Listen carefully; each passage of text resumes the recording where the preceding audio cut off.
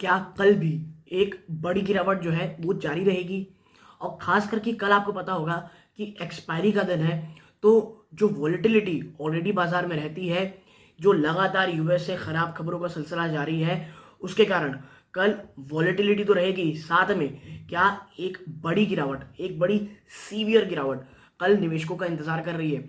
ऐसे बहुत से सवाल निवेशकों के मन में हैं, ऐसे बहुत सवाल रिटेल निवेशकों के मन में हैं। उनको आप कह सकते हैं एक बहुत ही भयंकर किस्म का डर लग रहा है कि भाई साहब आखिर ये गिरावट कहाँ जा करके रुकेगी।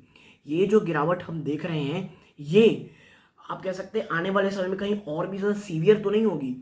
जो लगातार निवेशक कह रहे थे कि भाई बाय ऑन डिप्स, ये डिप कहाँ जाकर रुकेगा। तो ऐसे बहुत से सवाल, क्या आप कह सकते हैं जवाब, या जवाब तो नहीं कहना चाहिए क्योंकि जवाब किसी के पास अभी नहीं है दोस्तों। एक छोटा सा व्यू, मेरा पर्सनल व्यू इस वीडियो में देने की कोशिश करूंगा। सबसे पहले चर्चा करते हैं जो आज खबर निकल के आई। भाई साहब, सऊदी जो है ना, सऊदी के बैंक जो कि एक क्रेडिट सूस के जो टॉप कह सकते हैं आप, इन्वेस्टर कह लीजिए, लेंडर कह लीजिए, हैं शेयर होल्डर कह लीजिए, उन्होंने साफ कह दिया है एक नया पैसा नहीं मिलेगा।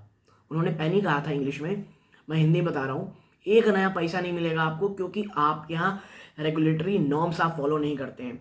और आपको पता होगा कुछ दिन पहले भाई सब निकल के आया था कि इनकी एनुअल रिपोर्ट तक निकालने से मना कर दिया गया था, ठीक है, रेगुलेटरी इश्यूज के कारण। तो अब आपको एक चीज समझनी पड़ेगी कि ये वो लोग हैं जो दूसरों के लिए रिपोर्ट्स निकालते हैं, इनकी खुद की हालत कितनी बदतर है। मतलब मुझे समझ में नहीं आता है कि ये लोग दूसरी कंपनीज के लिए रिपोर्ट निकालते हैं, यूएस कर क्या रहा है। मतलब आई मीन कभी कभी चीज़ समझ में नहीं आती कि यूएस चाहता क्या है। वो इतनी बड़ी इकॉनमी बन तो गया है, लेकिन वहाँ पे रेगुलेटरी नॉर्म्स कहाँ का फॉलो कह लीजिए देखे जाते हैं। और भाई साहब, खुद को दूसरों को देखने के चक्कर में आपकी खुद की धोती निकले पड़ी है। और आप कैसे कर रहे हो, क्या कर रहे हो। और आप इतनी बड़ी इकोनॉमी हो जिस कारण पूरा का पूरा असर पूरे विश्व में होता है। रशिया यूक्रेन कारण ऑलरेडी आप कह सकते हैं प्रॉब्लम जारी थी, और उसके बाद जो अभी खबर निकल के आ रही थी कि प्रॉब्लम ये है ना अभी, कि ये प्रॉब्लम कितनी ज़्यादा बड़ी है किसी को नहीं पता। जो ये स्केप्टिज्म होता है ना, स्केप्टिसिज्म होता है कि आखिर ये प्रॉब्लम है कितनी बड़ी। और कल क्या हुआ, कल यूएस के बाजार बहुत तेज बंद हुए। तो हमारे यहाँ क्या किया गया ऑपरेटरों के द्वारा कि बाजार को काफ़ी ऊपर रखा गया, और उसके बाद भयंकर गिरावट देखने को मिली।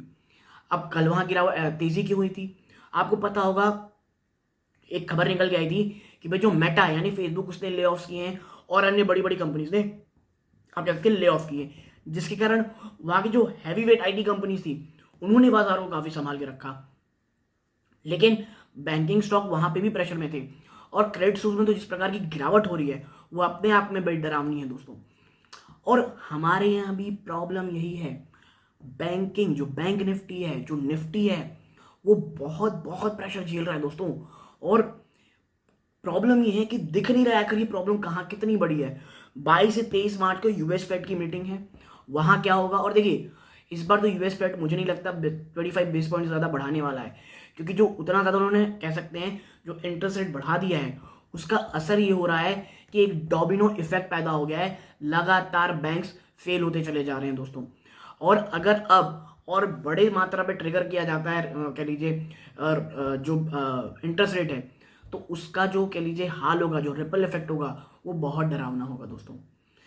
प्रॉब्लम ये है भाई, आप समझिए एक चीज़, आपने डॉलर छापे, बैंकों के पास दबा के पैसे थे, और बैंक रखेंगे तो है नहीं भाई साहब, या तो वो लोगों को देंगे, या तो बॉन्ड्स में देंगे, ट्रेजरी बिल में रखेंगे, जो भी वो करेंगे। तो प्रॉब्लम ये है कि एक डोमिनो इफेक्ट पैदा हो रहा है।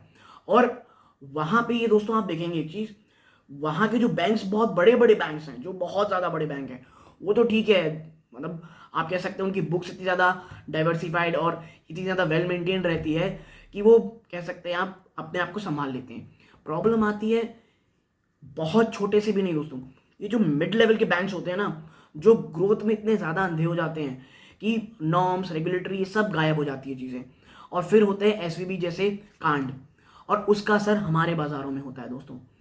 और ऐसा नहीं हम अलग रहेंगे, उसका रिपल इफेक्ट हमारे बाज़ारों में आएगा।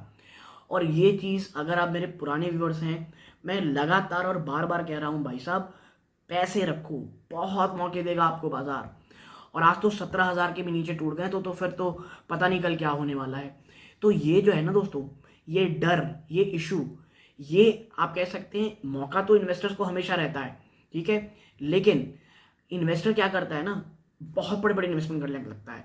अगर आप करेंटली अभी देखेंगे तो मैं धीरे धीरे, चाहे इंडेक्स फंड हो गया, निफ्टी बीज हो गए, बैंक ETF हो गए, इसकी ओर ज़्यादा भी कह लीजिए निवेश की ओर जा रहा हूँ मैं, आराम आराम से। हर आप कह सकते हैं जो बड़े फंड हाउसेज हैं, जो कह सकते हैं चाहे फार्मा फंड्स हो गए, बैंक निफ्टी ETF हो, बैंक्स ETF हो गए, निफ्टी बीज हो गई, फार्मा बीज हो गए, इसे बहुत आराम से एक्यूमुलेट करते रहें। हर 1 2 5 रुपए में जो भी आपका हो, आप उसे एक्यूमुलेट करें, खरीदारी करें, क्योंकि अभी ये चीज़ें जल्दी जाने वाली नहीं है दोस्तों।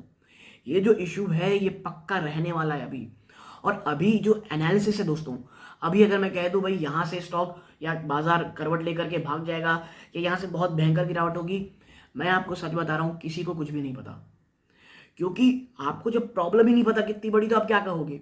शायद प्रॉब्लम आगे करके चले भाई कुछ है ही नहीं, निकला ही नहीं ज़्यादा, जितना डर और भय का माहौल बनाया जा रहा था उतना प्रॉब्लम नहीं है, चीज़ें उतनी ज़्यादा खराब नहीं है, चीज़ें ठीक ठाक है।